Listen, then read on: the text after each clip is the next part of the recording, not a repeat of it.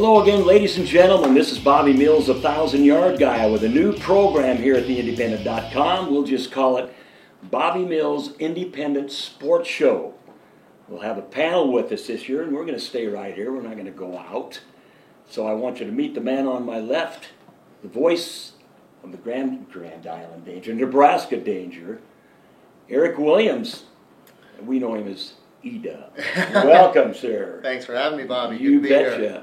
And the man to his left and your far right, great athlete at Gibbon High School. I believe you were a great athlete at Kearney State College, weren't you? No, And far from that. Long-time educator, well-known educator, football coach, basketball coach, and probably most well-known as a respected official in football and basketball throughout the state, Mr. Jim Langen. Welcome, Jimmy. Thanks for having me on. You betcha. We're going to be talking a lot about high school sports on this program, and we'll branch off into other sports besides football, but primarily this week, since volleyball hasn't kicked off yet, we'll just discuss football. And like I say, we'll branch into college football, Huskers once in a while, NFL. So we'll get started about talking about last week's big high school football games around the state, and there were a bunch of marquee games. I don't think I've ever seen an opening week like this. First thing that comes to mind is Grand Island Kearney. Eric, you were there. What did you see? Well, typical Grand Island Kearney game. You got both sides that really get into that game, and of course, when it's the first game on the schedule for both teams, it just gets everybody hyped up. It was a great night. You know, they honored Sam Foltz early on with a great tribute, I think, for that. It really kind of got off slow. I think both teams were really trying to feel each other out, and by the end, I think just the experience is what tripped up senior high a little bit. They had a lot of young guys starting their first game, and a couple injuries middle of that game really hurt them, and they just weren't able to get their bearings straight in that second half. But as far as the game goes, I think you try to figure out what's going on or what you got with both teams, and I think both teams really found what they need to work on this next week, but Kearney came out with a win. They did. I was at Buell in Millard, watching Millard North and Omaha North, and Stu Possible still kept me updated. Seemed like a pretty close game in the first half, really. It really was.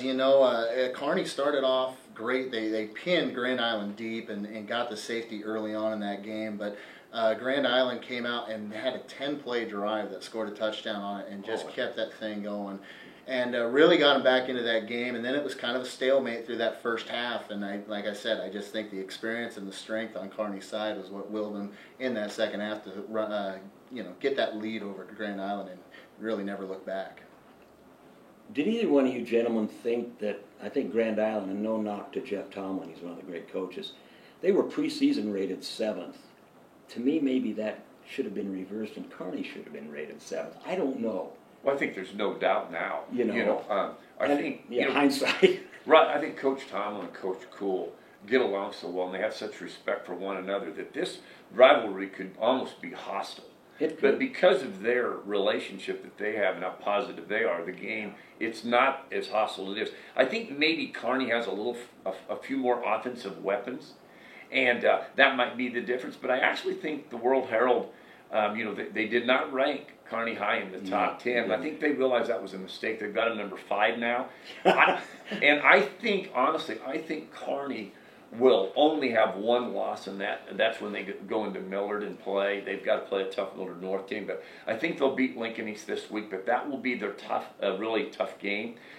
Grand Island comes back and plays North Platte. This is the North Platte is probably as good as they've been. So these teams need to forget about week 1 real fast, and they need to get prepared for week 2 because they've got huge games if they're going to make an impact on their season. If Grand Island can get into the playoffs, they need to beat North Platte. And Kearney, if they can run that table and have an 8-1 type team, they need to beat Lincoln East because Lincoln East might be the best team. It might be Pius in Lincoln this year. Lincoln East got a pretty good ball club. I like the fact that, and it doesn't make a team, but I like the fact that Kearney has 2 Division I recruits on that team, and Noah Urbanic and Rudy Stouffer. What do those guys look like in that game? Well, compared to Grand Island, they're big. Yeah. They got the Kearney easily had the size advantage in that game, and the 2 guys that you talked about were definitely the the top of that. However, you know, I still think if you talk to Coach Cool, he's still not satisfied. Both teams really made a lot of mistakes early in that game, and a lot of things to work on going into week 2. And like you said, I do think that Grand Island probably was rated on their history a little bit more. I'm sure. And Kearney, you know, you just didn't know what you were getting back from last year. Obviously, those guys stepped up in the off season and really put themselves out there and got the leadership and got that program turned around and got off to a great start this year. Yeah, it's a good point. They put the mistakes aside and go on to the next game and just go from there. As long as there were no serious injuries, then they're probably all doing There all right. was, I tell you what, one of the hardest hits I'd seen was Reed Bednar got hit in the cornerback, and just it was a light up type of deal. Hopefully he's okay. I haven't heard if he's going to be back this week, but yeah, that was a scary moment coming off that one. He did walk off on his own power, but he did not come back into that ball game. No, I think he did suffer a concussion. Yep. I think. Okay, what's your opinion on that play? Do you think it's? Do you think it was? You know, when you look at it, it was a bubble screen out to the side, and he had him lined up. He may have led with the helmet, but that's a tough call. Obviously, you can talk from the official standpoint of how tough of a call that is to make. But you know, it definitely was a lined up form tackle, I thought, but maybe led with the helmet just a little bit. Yeah, you never know, and it's just one of those hits. It's football, and you're pretty exposed when you're out there on that screen. I want to make a comment. As I said, I was at that Omaha North and Millard North game, and I noticed it in the state finals last year with Millard West and Millard North. There were monsters in the line on that team, especially Millard North. And when I watched warm-ups last Thursday, I'm going 300, 300, 300, 300, 280, 290. Can Kearney or Grand Island size-wise compete? And I don't think Grand Island can. What about Kearney? Can they compete with that? You know, I think that's going to be Gosh, tough. that's big. It's going to be tough. You know, they've got size all over. Okay. All 11 guys got size, but I don't know how physical they can really get. I mean, they really didn't see a very physical senior high team that compared to in past years. And, you know, it's going to take some time to see what that group can be as a whole coming out of that. But I think that's going to be tough for either of those teams to go into the Metros and like that and play against them. And I think here's an option. Our videographer and producer and cameraman, Zach Mayhew, still may have a year of eligibility left. Look at the size on that guy. He could definitely help out both those teams, I can tell you that. What about Sutton and Donovan Trumbull? If you like offense, that was kind of a great game. 40-34, Jimmy Sutton pulls it out in the last minute. Either one of those teams you think will contend? Well, I think they got a shot. The thing of it is you know, St. Cecilia got hit really hard by graduation. They did. Good grief. But they are ranked number 1. They do play Willbrook. Tony will talk about that in a little bit. But I do think that Sutton and Donovan Trumbull were trying to be that team that can maybe play with St. Cecilia this year. I think last year they needed to do everything perfect to even keep the games close. You know, but now they kind of think they have an opportunity to compete with them. That was a huge game because whoever got that, of course, is 1-0, and the other team's 0-1, and it's going to be tough to get in the playoffs when there's only 16 teams. So I think that was a huge game, but they both proved they could play. When it's 40-34, that doesn't mean that the best team won. No. When it's 40-34. But I knew the crew that worked the game, and they thought that maybe Sutton was just a little bit better that night, and they won that game. But, I think that's what that, where you're talking about what their goal was, is, they practiced all week. They didn't dodge the bullets when they assigned when they said, hey, we'll play you. Oh, no they could have picked somebody else in the state. Would have been a lot easier first game for them, And Donovan immediately got better, and it's no secret now that Mark Zexer transferred over there from Adams Central. And that immediately made Donovan Trumbull a better football team. It is what it is. You're staying with somebody that's a legal guardian. It's perfectly legal. So, and now Donovan Trumbull goes out to North Platte St. Pat's this week, so that's going to be a tough second game for them. How about McCook and Aurora? And of course, there was a lightning delay. There always is opening game. Anybody think McCook would pull that one out? Yeah, I guess I did. The game's at McCook. Yep. And they play each other each year, and that's I don't know. I'd like to look up and see what their records are against each other. I forgot to do that. Because I'll bet it's close. Oh, I mean, it's not like a dominant, but I guarantee you, everybody else McCook plays, they're dominating, and everybody else Aurora's playing, they're pretty much dominating. But that game's always been a really tough game, and they've been in the same district before, at times. I know, and that's crazy. And just as Edub said before, happened in this McCook game. The line play wore Aurora because they had more depth in the end. How about Kearney Catholic and Adams Central? That was another big one. We talked about it earlier, Jimmy. Boy, Adams Central had some bad luck early on. They lost their starting quarterback to a broken collarbone the first series. So enter a freshman quarterback, and then Kearney Catholic takes advantage of it, but the kid played well. Right. I do not, I'm definitely on the show when it's high school sports. You do not want to be negative about anything. But let's be honest about this. This quarterback had nothing to do with how many points Kearney Catholic scored. No. Unless he had a couple interceptions or he had some things like that. So I think that was total domination by Kearney Catholic. It was a score that surprised everyone because Adams Central was B, dropping down. They did not have a lot of success in B last year, but they did compete in some games. They did. So Toward the end of the year. Yeah, and it made you think that maybe when they played C1, they'd have a chance. But Kearney Catholic must have a tremendous amount of weapons, and they may be a team that we better look at down the road. We'll find a little bit more about Adams Central this week. I will say this, it's really hard in practice when you only have a couple of weeks to get your freshman quarterback ready in a high school level. Unsuspecting. Yeah, you just can't do it. And they weren't the only team in the state to lose a quarterback. There were some others that lost their quarterback. Gibbon was one, and they got beaten. See, Gibbon was undefeated, and they lose their quarterback early. And so they've got a second-team quarterback that goes in and plays. And like I said, Gibbon started, they were undefeated during the regular season, and they got beat by Hershey. So there was some others, when that happens, that's a very valuable player, even at any level, whether you're in NCAA football, whether you can imagine that in 8-man football with the differences. Usually your middle linebacker, too, on the other side of the ball. That's exactly right. And if you're at Stapleton, he can be your left tackle. Yeah.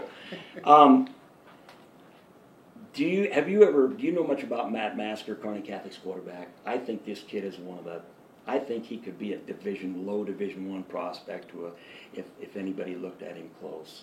I know they like him really well. They like him really well. What a power, drops back, gets rid of the ball within 2.6 seconds.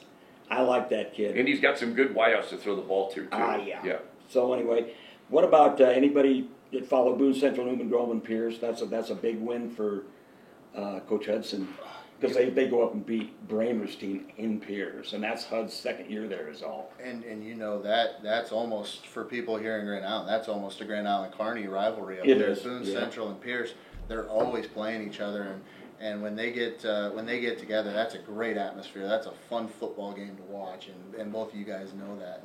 And I think that's a huge win to start off with. Obviously, you go into your rival and beat them, just like Kearney. You go in there and beat them and get off to a great start. And that both those teams, I'm sure, will be there at the end of the year. They probably will. So I just wanted to touch on especially the Class A and B ratings. Bobby, I'm going to say one thing. Oh, go ahead. I think you made a great point about Coach Hudson, though. Boone Central's played Pierce a lot of times. Yes. Boone Central has, but not Coach Hudson. No, sure. Yeah, so when you brought that up, that was a huge win for him. He left Ravenna. Probably left Ravenna at a good time. The next year Ravenna did not win a game. No. They've gone from 11-man to 8-man. We'll talk about that a little bit. But he left Ravenna at a time, and he took a shot going to Boone Central. This was a marquee win for him, and I think that was an important win for him. When you go to Notre Dame, USC, UCLA, they've got all these rivals, but when you're playing, you better beat these people when you're the new head coach every once in a while. So it was a huge win for him.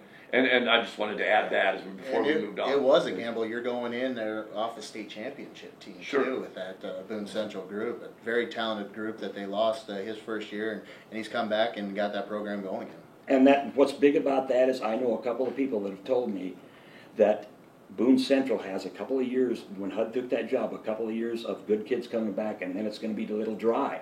So that magnifies what you just said, Jimmy, and you got so it is a big win. Do you in Class A the ratings? I believe it's Omaha North. Is it Millard West and Millard North? Yeah.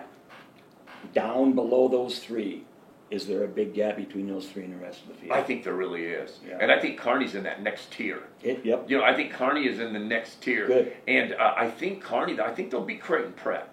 I think Creighton Prep. They're not the same Creighton Prep they've been in the past.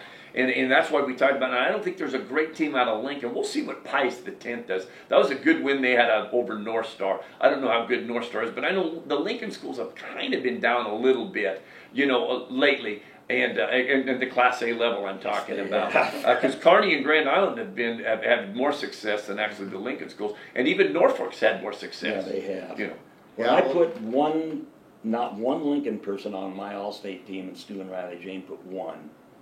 Riley Jane maybe have had a couple, but that's saying how down that is. yeah, that really is. So and what about Class B? The three are these three teams in the same district? I don't know. Elkhorn South, Omaha Skutt, and Gretna. Last year they were in the same district. I think they're 1, 2, 3 this week. Is there a gap between those, or can Aurora and York and all those teams below? York. I was there. You can cross that off. They'll do fine. They had some injuries. They lost their quarterback. Who's this? York did. They did. Yeah, they did. And he played one series in the second half. Uh-huh. Grant never came back in. Right. But Elkhorn South is that good. Trust me. And we'll find out tomorrow night if they can beat Scott. So, is there a big gap like that in B? I don't think there is. The only thing I can see is maybe Elkhorn South is the gap. Maybe They're the 1A. Yeah, they might be that much better than the rest of. And because I think Gretna and York and that group, they're close. But Elkhorn South, there's been some people that just think that they might be the lock, kind of like David City Aquinas was last year in C2. Was that right? Was it David City Aquinas that won it, and really won it fairly easy in C2? And there's been some other teams that have been prohibitive favorites, but there's been I know Elkhorn and Crete used to be way above the rest of them. Yeah, they did. But we'll find out. One thing good about Elkhorn South, we'll find out because they're playing all these people. I know. And I'm sure McCook is going to say, hold it. Don't forget about us out here and some people out west, too. So That's the struggle about Class B. I know they want to make it the travel a lot better for them, but you How don't can you do get. that? I know, but you don't get those matchups of Scott coming out to McCook and things like that. It'd be nice to see some of those regular season matchups and not have to wait for the playoffs to see some of those teams go up against each other. I know. As far as McCook goes, Jeff's, he doesn't like to go to Scotts No. Bluff and Alliance anyway, Yeah, so he's not right. going to go to Omaha to play a game. I'm still not, Guy, at Elkhorn South, please forgive me for this, but I'm still not convinced that Elkhorn South could compete in Class A in football week in and week out. And they're not going yet, but there's people that say they can. I'm not convinced about that yet. So we'll see what happens.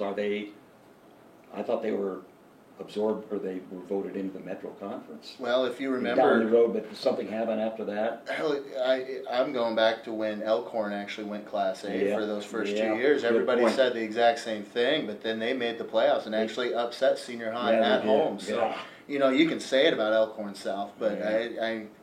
it'll be tough. But I think that they've got the athleticism. I think that they could possibly make the playoffs. Maybe not be a factor in them, but they could make it. When Mark Wortman brings out two complete different offenses and Yeah. alternates in every other series. What about big games this week around the state, especially in this area? Jimmy, you had one for sure. There's no doubt St. Cecilia and Willow Clatonia. Those two teams were undefeated last year going into November 13th. Try to imagine that. Yeah. You didn't get beat in August. You didn't get beat in September. You didn't get beat in October. And then you win 2 games in the playoffs. And all of a sudden, Wilbur Clatonio gets beat by SCOTUS, the state champions, Yeah. and St. Cecilia gets beat by Aquinas, Yeah. the state champions. Their seasons are over. They don't get to play at Memorial Stadium. And all of a sudden, the NSAA says, hey, go ahead and play each other here week 2, and we'll see what's going to happen. And then we got another one, and that is SCOTUS and Newman. And Newman, I think, was the 10th seed last year and went down and beat a team out west, and beat the 7th seed. And then SCOTUS, what happened with them. So those games are absolutely the 2 most important games in the state to me. Your thoughts? I think that SCOTUS better bounce back this week because they, but like you said, EW says the first game you're going to be trying different things in the first half. They struggled against Wayne in that first half. Wayne might be better. Well, Newman was beating Norfolk Catholic, number 1 versus number 2. Should be a great football game. I mean, it's at SCOTUS. SCOTUS seems to always beat Newman in football, so we'll see what happens. What do you think? Yeah, I think adjustments are definitely going to be made on it, and you're going to get more cleaner football, I think, this week in week 2, and that's when you'd like to see some of these matchups that we saw this past week happen. Allow them to figure out where they need to be and what positions they are, and play a game, and then have some of these rivalries. And like you said, the 2 that are going to be played week 2, they're going to be good football games this week. And Pierce goes down to Aquinas and has to play Ronnie Mimick's team down there, so Yeah. That'll be interesting. Well, you well, talked but- about Wayne. I'm looking forward. I got Wayne and Boone Central. I get to officiate that game, so I'm looking forward to that game. Our crew's going down there, and that's a fun trip. And I don't get to see Boone Central that much, I don't either. So yeah, it'll be interesting. Plus, it's on the AstroTurf, so I like With a big Cardinal. It's good for my legs. Yes, it is. Easy on the knees. They treat you like a king there too. I'm sure you know that. So, I wanted to bring up something here about the NSAA and any comments on their scheduling procedure. I thought they did a great job. They had some pleas from people like North Bend Centrals and people like this who are just getting beaten up, terrible every year. And I know Colorado's got a deal where you can opt down, but I thought they did a terrific job softening some of the schedules. And they even said, and I've even heard people say that senior high schedule was softened. And I don't know that I believe that, but I definitely know that I thought they did a good job in some of the lower schools that had horrendous losing streaks, like North Bend's the last team in C1. Either one of you follow that? Well, the only thing I know for a fact is that they'll set your districts up, and usually in Class B, C1, C2, 8-man 1, and 8-man 2, it happens to be where you're located at. In Class A, it's a serpentine on how the teams kind of did the year before. But you get to pick your non-district games. And Centura and Kimball did the correct thing. Yeah. That was a great move. They contacted each other. They met halfway. That way somebody doesn't have to drive a tremendous amount.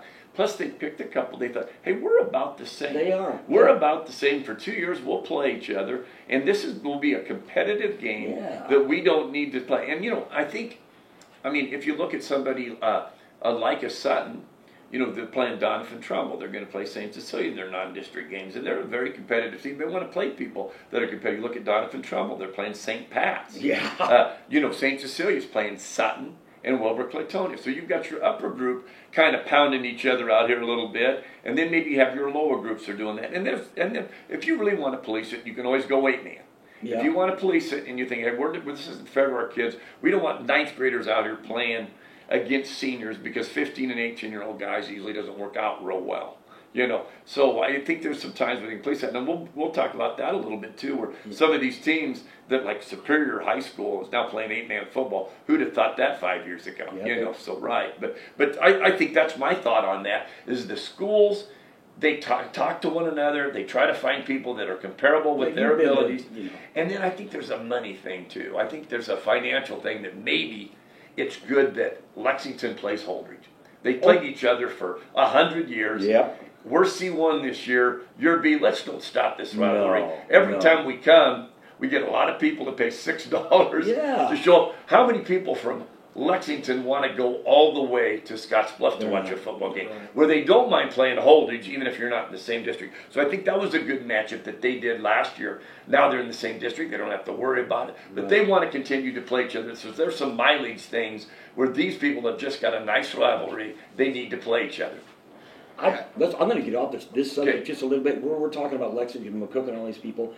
Did you tell me McCook was accepted into the Southwest Conference? Yeah, that's right. Is that official now? Yeah, that's official. Well, I don't know if it's official. I thought it was. Is it football? It can't be football, can it? No, it's not football. It's in every sport but football. I think they're actually going to play in the conference tournaments and some track meets and some things like that they're getting involved in. But it is a different group. You've got Ainsworth, who's playing 8-man football. Can't do it in football, obviously. You know what I mean? And you got McCook, who's probably one of the big schools in the conference that's in Class B and competitive very much in 11-man. But you've got Minden. You've got Ogallala, Broken Bow, you got Kozode, Gothenburg, and you got Valentine and Ainsworth out there. So you look at the group in the Southwest Conference. They've got 8 schools now instead of 7, so no one has that bye. And if you have that bye, it all goes all the way down. After you play the first round, then you got people that can't get to play in the second round. So if you want to play a tournament for first, third, fifth, and seventh, you can.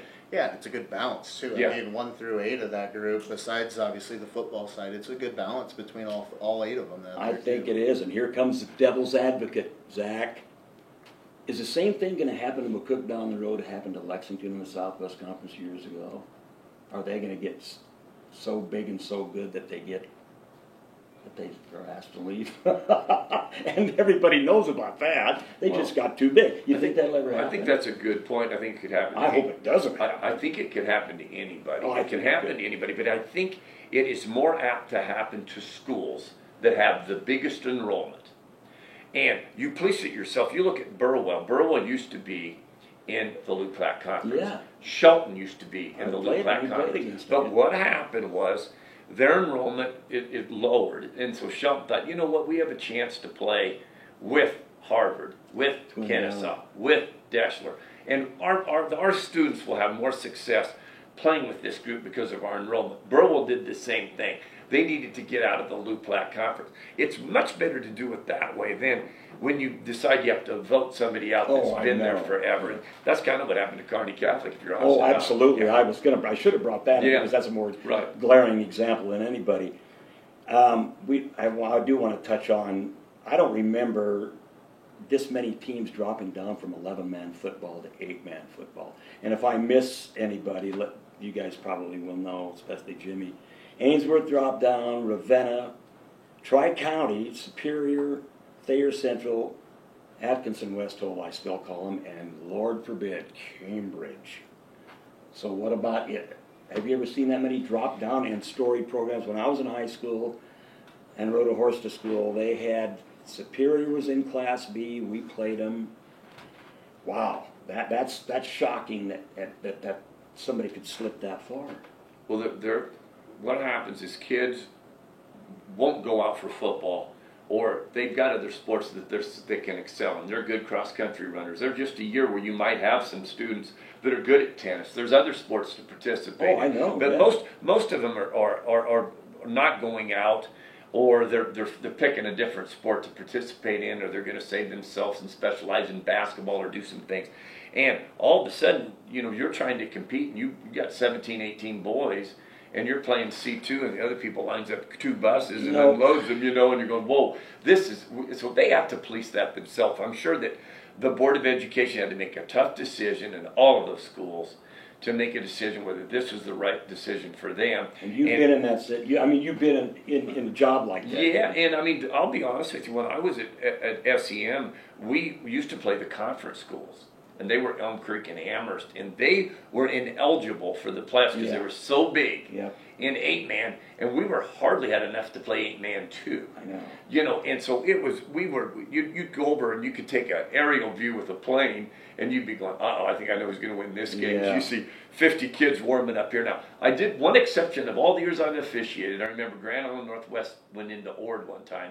Ord had 21 boys out for football. Northwest had about 56, and the 21 boys from Ord knew how to hit pretty good. It really surprised me because I thought, just as an official, I thought, this could be tough. And next thing you know, they hit pretty hard for a long period of time. And they kind of upset Northwest. But as the season went on, I think, Ord ended up about 8-1. So it really wasn't an upset, but it looked like one from the aerial view, Well, you can, and that's why this guy from North Bend, getting back to that other thing for a second, he said kids won't go out for football. If we're playing SCOTUS and we're playing all these schools like that, Aquinas, Newman, they're not going to go off for football. So it's going to make things worse. So that can be another reason why they don't go off for football. Well, if you were a pitcher, you don't want to pitch against those teams. Hey, I'll pitch. We got a 30-game schedule. Why don't you save me for this? Well, in football, you can't do that. No. Your quarterback, you can't go hold it. Hey, I'll just quarterback these 4 games. I don't want to quarterback these 5. You look on the schedule, because, when you talk about a defenseless player, you guys have got that rule about a defenseless player. Well, I got news for you. When you're Class C1, and like you said, I'm just going to say out North Bend, I don't know anybody from North Bend, but if they're playing SCOTUS, they're all defenseless players. As soon as you get the snap, you're in deep trouble, Yeah, I'm sorry. And they know that. Kids aren't done. Right, that's right. Do we want to get busted up or do we not? So, we've about covered high school football. And am I correct in saying volleyball starts tomorrow night? Is that when the season? Yes, it does. Yeah. Boy, there's some good teams in this area. Talk about a volleyball-rich area. Woo. GICC and I could go on. Saint Cecilia. Who's the other third team from Lincoln that plays that? Is that Lincoln Lutheran that's in that, or who is that? Lincoln Christian. You Lincoln guys go Christian's all great line in volleyball. All I know that those 3, when they play each other, you're going, wow, talk about a tough crew right there. Okay. I want to talk about the Huskers for a little bit. And everybody else does, but nobody's going to, It's never going to get old. What about, is there anything about Tommy Armstrong not being named captain? Does that have any bearing on anything? Should it just stop there and say, I'm going to look into this. Either he's not this or he's not that? I'll be careful. I'll be careful. I've talked about it on the radio already, and I used a 4-letter word. So, but what I'm saying is, I don't think it's very important. Captains actually, they need to be leaders. It's good to be a leader. You need to lead on the field. You lead off the field. But you guys, I got news for you. The Cleveland Cavaliers can vote for captain. We already know who the captain is. Yeah. Well, right. We can vote for him, but if he doesn't get it, it doesn't matter because he's still the captain. Yeah. Ray Nitsky maybe didn't even want to be captain, but he was captain on the defense. That's true. So I don't think it's important at all. All these guys do go out and get the coin flip. They have captains in basketball. Who's the captains for the volleyball team, the national champion volleyball team? Name who the Nebraska volleyball captains are. If it's important, if it's really that important. Tell me who the captains are for Illinois. Who's the captains for Indiana? Who's the captains? Well, I got news for you. I can tell you who the Heisman Trophy candidates are. Yeah. And I don't know if they're captains or not. No. So I'm going to say it's not important. But I do say this. I think Tommy Armstrong Jr. needs to look at that and go, whoa, you know what? I was captain last year, and I'm not a captain this year.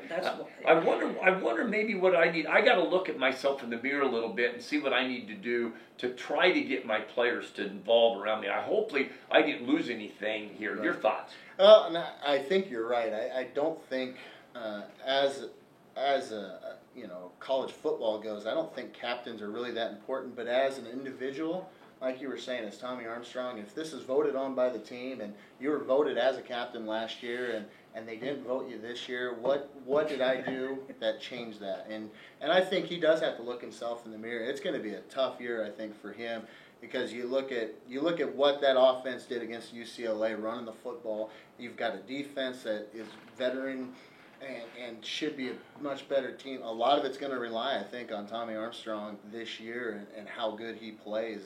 And I think they're going to live and die by him for sure. He may not be a captain, but he's definitely going to be what that season comes down to. I hope it didn't bother him because it's going to make a big difference. Well, could you imagine if they did that for head coaches?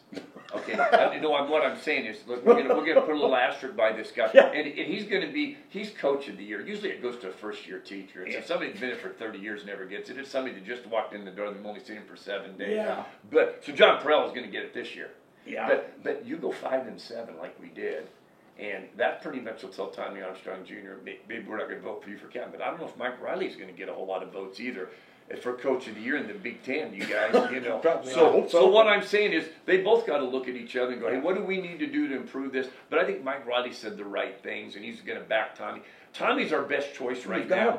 He does make some bad reads. He made a horrible read in the Miami of Florida game after the tremendous comeback. He made a horrible read against Iowa.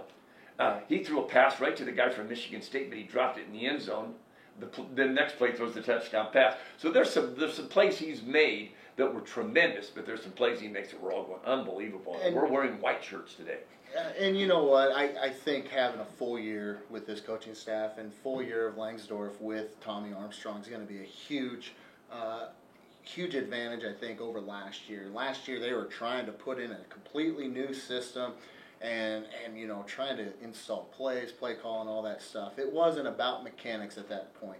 This year there's been a lot more, I think, about mechanics this offseason and where you go, your progressions and things like that. You can break it down a lot more. So I'm looking for much better Armstrong than what we saw last year. Eric, I think that's a great point. I really do. I think that's a great point. And maybe they won't put him in some positions on 3rd down and long and say, hey, you know what? Sometimes it's not bad to punt. You know what I mean? Right. I mean, sometimes it's not bad to just punt the football and see what happens. Right. Right.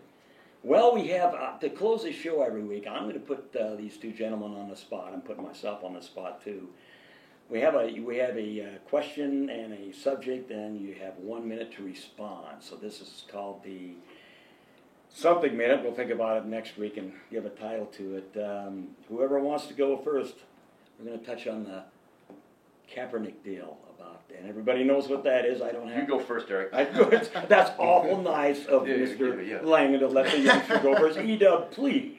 Well, it's been talked about so much, I think, with this Kaepernick deal of sitting down during the national anthem. You know, you gotta like the reasons that he's doing. Obviously, there are problems in this country that need to be fixed, and I think you got to get your voice out there. I think what the guys did at the ESPYs, the 4 guys that talked about we need to make a change, thought that was great. You had Muhammad Ali just passing away that did the exact same thing back in the 60s. Vietnam War, yeah. Right, yeah. So I think what he's saying is right. How he went about it, I'm not sure if that's the right way to do it, you know. And I even go back to the guys at the ESPYs and if you didn't see it, they opened up saying all of us need to change, and I want to see what they're doing about that. You know, Kaepernick, he's sitting down during the national anthem. Is he going out there? Is he volunteering his time and doing stuff and doing all that stuff? And maybe he is doing that. Doesn't want the cameras to see it and things like that. But I think there's a better way of going about it and not really, you know, disrespecting, I think, an entire country, you know, and the way he's doing it. I think there's a better way to do it. Good answer, Jimmy. What about you? Well, I look at it too. I look at John Carlos in 1968 when they won the Olympics, and he said if they could get 2 guys on that medal round, you know, they had to get first, second, and third though. Yeah. To make the point. If they don't get first, second, or third, they're not going to make the point. It helps to win the gold medal. Yeah. So it helps to do something, and you've done something to get to go out there, and then you can make your statement. And I think Muhammad Ali did something to make his statement. I think Kareem Abdul-Jabbar changing his name made a statement, you know. And I don't know what this man's done. He's a good quarterback. Yeah. He plays for the 49ers. I think he's trying to do something correct. I don't know if he's got the respect of, you know, winning, like, you know, Tom Brady does something. Yeah. You know, there's some quarterbacks, or there's some guys that have hit 70 home runs, or you gain that respect. So he's a man, he's trying to do something, but I don't know if he's gained that respect. He's probably not the best quarterback, see what I'm trying to say. Yeah. So you need to kind of do something athletically amazing, and then you can make that statement. It seems to work a little bit better. He's trying to do something in exhibition football games, but we do have a problem with white police officers and the way they handle some situations with black people that have done something illegal or not illegal. They're scared. They're a little bit, and we watch the films, we can see that. So he's trying to bring some attention.